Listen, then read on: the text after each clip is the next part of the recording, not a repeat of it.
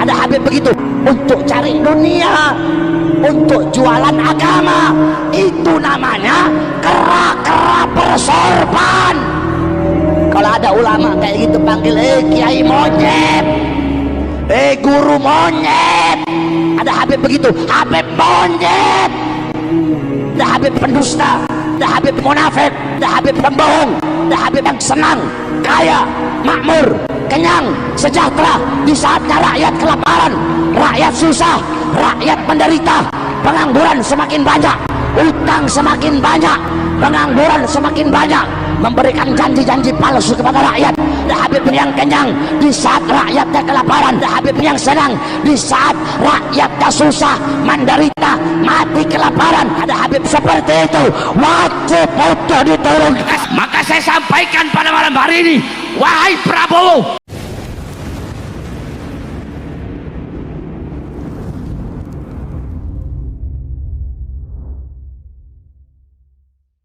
mantap ya produknya Bahar Smith.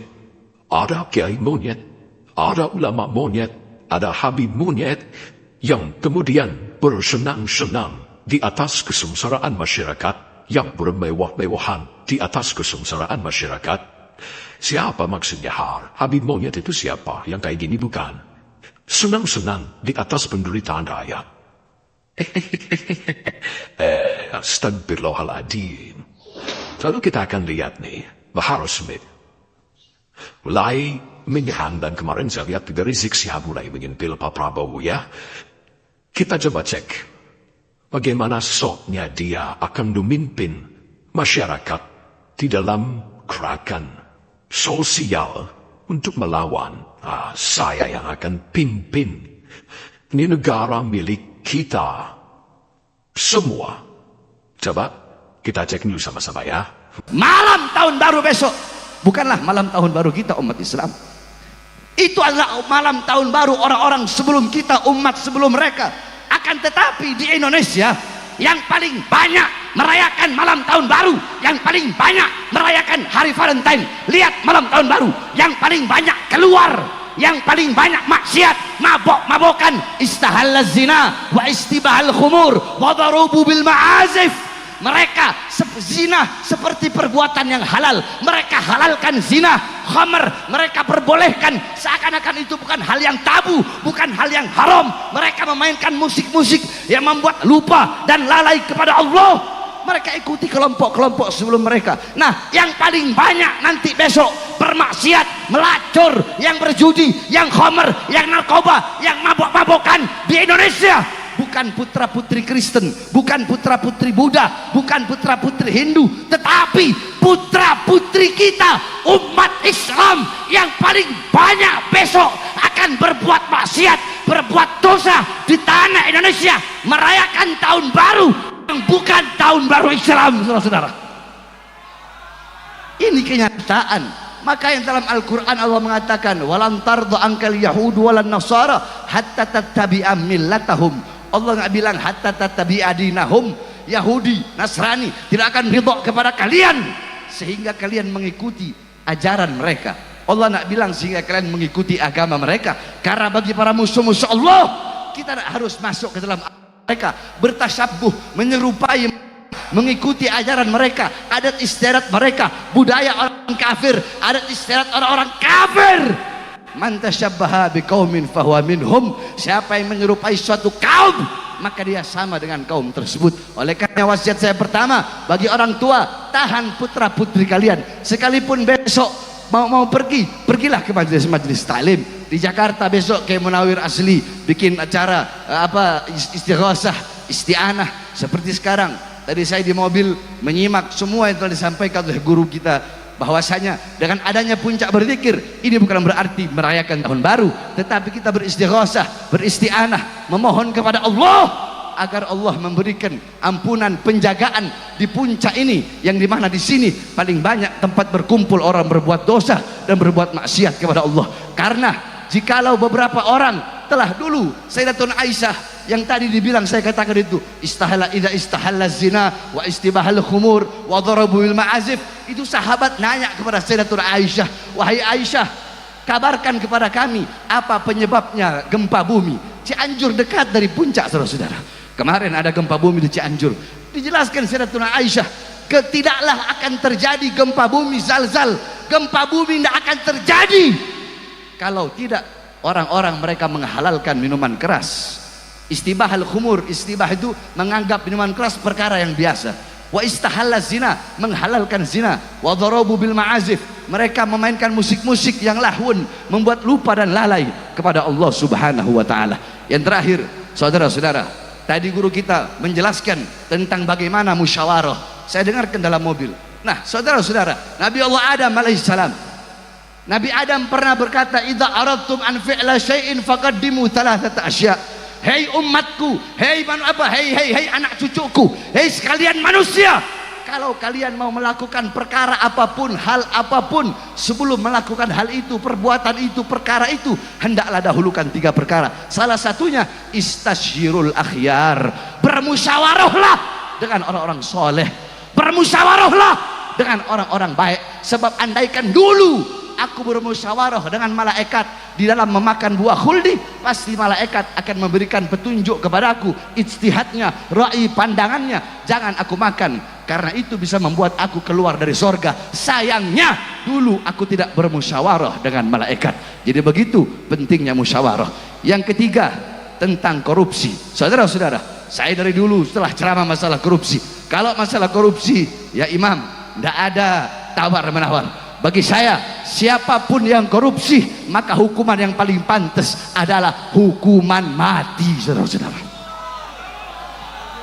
Banyak sekarang ini pejabat-pejabat, anggota partai, elit-elit partai, sombong dengan partainya. Yang jenderal-jenderal punya pangkat jabatan, sombong dengan pangkat jabatannya. Seakan-akan Indonesia negara milik mereka. Hei, saya sampaikan, Indonesia bukan milik partai politik manapun, bukan milik jenderal manapun. Indonesia bukan milik PDI, bukan milik Gerindra, betul? Bukan milik Golkar, betul? Bukan milik PKS, betul? Bukan milik PKB, betul? Bukan milik P3, betul? Apalagi? Ntar kalau saya gak sebut partainya, disangkanya saya orang partai itu lagi. Apalagi? Hah? Bukan milik Nasdem, betul? Apalagi? Bukan milik Berkarya, betul? Indonesia bukan milik Jokowi, bukan milik Prabowo, bukan milik Megawati, bukan milik Kapolri, bukan milik Panglima TNI. Indonesia bukan milik perusahaan-perusahaan asing, bukan milik tambang-tambang asing, tapi Indonesia adalah milik kita bersama, bangsa dan rakyat Indonesia, saudara-saudara. Allahu Akbar. Maka saya sampaikan pada malam hari ini, wahai Prabowo dan kabinet menteri-menterinya, demi Allah, kami pemuda-pemudi Indonesia bersumpah, demi Allah, di Indonesia tidak ada sejengkal tanah pun bagi siapapun yang merampok dan merampas harta bangsa dan rakyat Indonesia, saudara-saudara. Allahu Akbar. Saya tanya semua rakyat, apakah akan memberi walaupun sejengkal kepada para koruptor, kepada para pengkhianat bangsa, kepada pengkhianat bangsa, kepada partai politik manapun? Jadi kalian semua jangan macam-macam. Sekali lagi saya bilang, saya cuma takut sama saya punya ibu dan sama saya punya pawang. Selain daripada itu, iblis saya makan. Waktu tanggal 20 Habib, pas pelantikan Prabowo waktu itu, ana ceramah di Lampung, yang hadir puluhan ribu. Makanya nggak heran 1 minggu habis ana ceramah, ada yang datang ke Lampung pawai-pawayan pakai tank.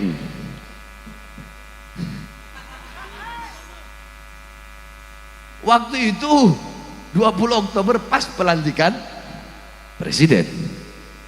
Orang-orang banyak saya lihat ngomong, wah kalau Prabowo jadi presiden, Habib Bahar nggak bakal berani ceramah keras-keras ini, nggak bakal berani bersuara ini. Tanggal 20-nya kemarin saya ceramah di Lampung pas pelantikan presiden lagi. Saya ceramah apa saya bilang? Segala kebijakan-kebijakan Prabowo yang menguntungkan rakyat akan didukung oleh rakyat. Betul? Betul. Kebijakan-kebijakan pemerintah Prabowo yang menguntungkan rakyat, yang pro kepada rakyat, khususnya rakyat kecil, rakyat susah, rakyat yang kelaparan, pengangguran, maka kebijakan yang menguntungkan rakyat itu akan kami dukung. Betul? Betul. Terus saya sampaikan lagi, ada ujungnya itu. Apa ujungnya? Tetapi kalau sampai Prabowo dan kabinetnya, pemerintahannya membuat kebijakan-kebijakan yang menyengsarakan rakyat, melaporkan rakyat, menderitakan rakyat, saya akan pimpin rakyat untuk melawan mereka, berjuang sampai titik darah menghabiskan, saudara. Allahu Akbar. Siap lawan korupsi, siap lawan koruptor, siap lawan pengkhianat bangsa, siap hancur demi negara, siap mati demi merah putih. Allahu Akbar. Mereka Allahu Akbar. Oke? Anda mendengarkan Bahar Smith mau kayak gitu. Terpukau, terpana, terhipnotis, atau pengen mentertawakan. Kalau saya mau pengen mentertawakan, apa-apaan, so-soan. Yang jelas ucapannya itu terlalu melambung si Bahar tuh. Akhirnya kita akan bisa melihat dan menilai serta menyimpulkan bahwa ini semata hanya untuk merayu masyarakat, agar ikut gerakan dia seolah gerakannya bukan gerakan politik. Padahal itu jelas mereka selalu masuk di setiap gerakan politik. Dukungan mereka selalu nalir di setiap momentum politik kepada orang yang didukung oleh mereka. Jadi, okelah kalau Anda itu Har dan kawan-kawan Anda selalu tidak terlibat di wilayah perpolitikan, kita mungkin akan menerimanya bahwa omongan Anda itu memang objektif. Ya, sebagai kantor kekuasaan. Tetapi, di setiap momentum politik kalian selalu masuk kok. Mendukung salah satu paslon, bahkan brutal cara dukungannya, memakai isu agama. Udah itu fakta. Jangan ditutup-tutupi dan kita tak bodoh. Dan masyarakat sekarang juga tak pola. Satu kali lagi, kalau Anda Har tidak selalu masuk di wilayah pertempuran politik bahkan berada di depan, maka kita akan percaya Anda itu memang murni ingin menjadi kontrol kekuasaan. Wong setiap yang didukung mereka kalah kok. Kemarin dukung Anies kalah. Di Jawa Barat dukung Syaihu kalah. Kami akan di oposisi. Karena yang didukungnya kalah. Coba kalian didukungnya menang. Jadi, saya aneh pula kepada orang-orang begini itu. Dan aneh pula kepada masyarakat yang masih berpikir bahwa memang orang seperti ini itu objektif benar-benar demi rakyat dalam ngomong. Tidak. Demi kepentingan politik dia. Manakala kalian sebagai masyarakat sudah masuk terpukau, terpana, terhipnotis dengan orasi Bahar ini, maka kalian bakal jadikan alat kepentingan politik dia. Iya, seperti itu faktanya. Tak bisa menafikan fakta karena ini catatan sejarah. Jelas mereka. Seperti itu. Kami akan pimpin masyarakat. Saya akan pimpin masyarakat. Jangan so-so Anda. Berapa masyarakat yang bisa berbaris dengan Anda Har? Dan jangan pula merasa mewakili atas nama keseluruhan rakyat Indonesia. Maksud dan tujuan ente kita paham kok Har. Maksud dan tujuan ente kita paham. Jangan so-so Anda. Di atas segalanya, memimpin rakyat Indonesia. Jangan so-soan. Tidak apa-apa kalau saya mah. Prabowo misalnya kritik, Jokowi misalnya kritik, sah-sah saja. Punya hak kita sebagai masyarakat untuk mengkritik. Tapi bila mengkritik dengan cara si Bahar, lalu seolah mengklaim, merasa bahwa dirinya mewakili seluruh rakyat Indonesia. Nah ini yang saya nggak suka. Klaimannya terlalu tinggi ente. Terlalu tinggi ente harap. Assalamualaikum warahmatullahi wabarakatuh.